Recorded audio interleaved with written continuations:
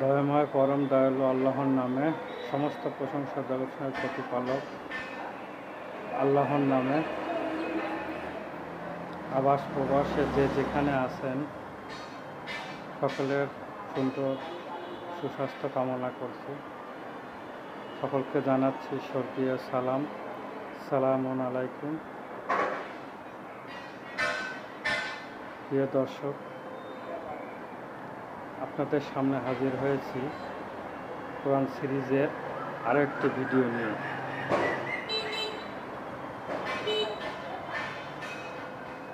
আজকের আলোচ্য বিষয় মাতৃভাষা কোরআন পাঠ।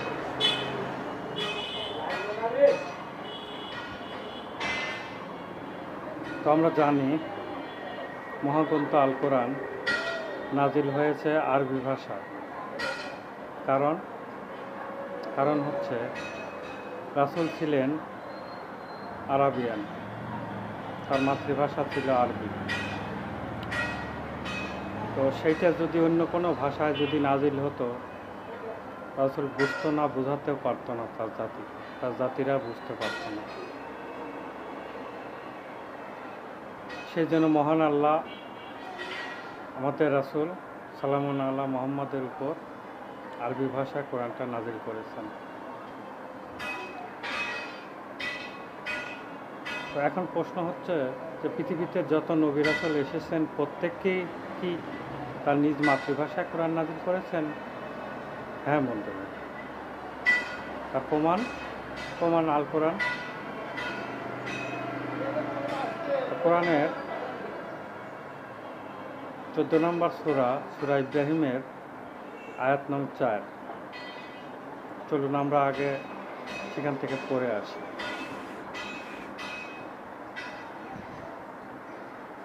মহান আল্লাহ সেখানে বলছেন,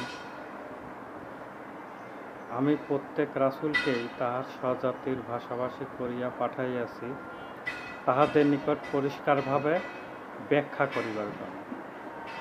লেখেন কি বললেন? আমি প্রত্যেক রাসূলকে তার স্বজাতির ভাষাভাষী করিয়া প্রেরণ করিয়াছি, যাতে তারা সুন্দরভাবে ব্যাখ্যা বিশ্লেষণ করতে পারে। তাহলে এখন আসি আমাদের ভাষা বাংলা ভাষা।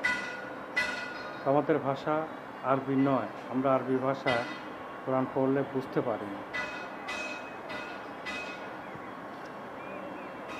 তো তাহলে আমাদেরও বাংলা অনুবাদ করে আমাদের কোরআন বুঝতে হবে। কারণ আমরা যদি আমাদের ভাষায় না পড়ি তাহলে কোরআনের কথাগুলো আমরা বুঝতে পারবো না। আল্লাহ কি আদেশ নিষেধ করেছেন এগুলো জানতে পারবো না। তো বন্ধুগণ, কোরআন শুধু আরবি পড়ে চুমুকে তুলে রাখার জিনিস নয়, বারবার বলে আসছে।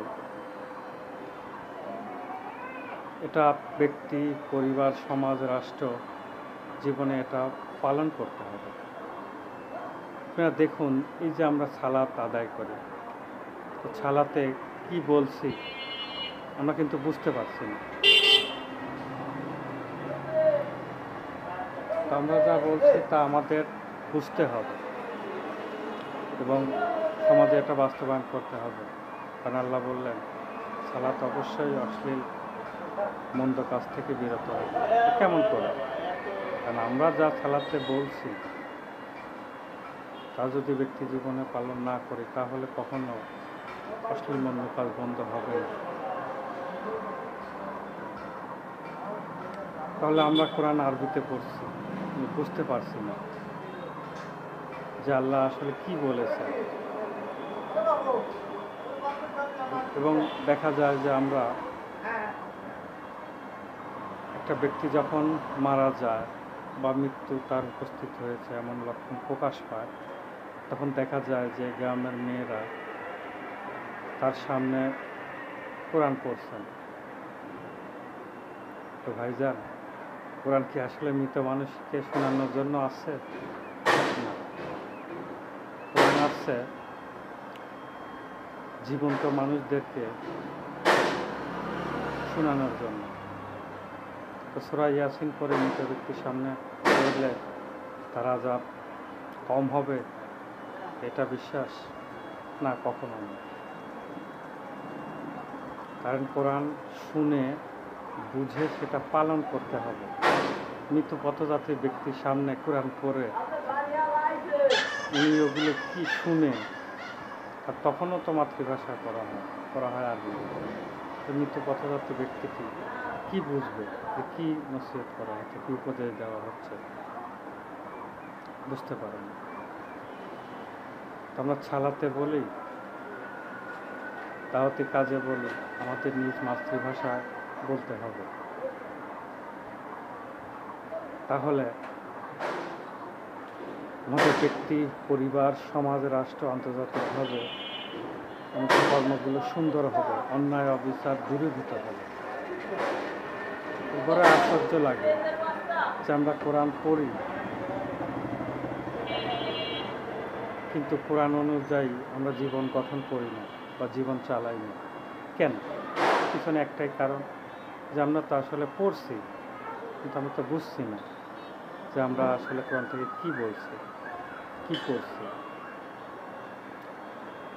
সকলের প্রতি আমার আহ্বান যে আসুন আমরা নিজ মাতৃভাষায় কোরআন পড়ি, জানি, বুঝি, সেই অনুসারে আমল করি।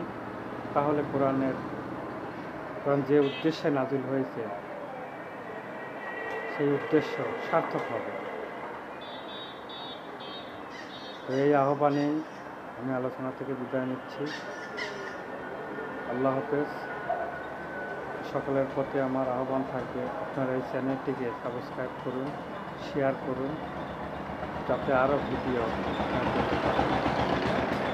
আসসালামু আলাইকুম।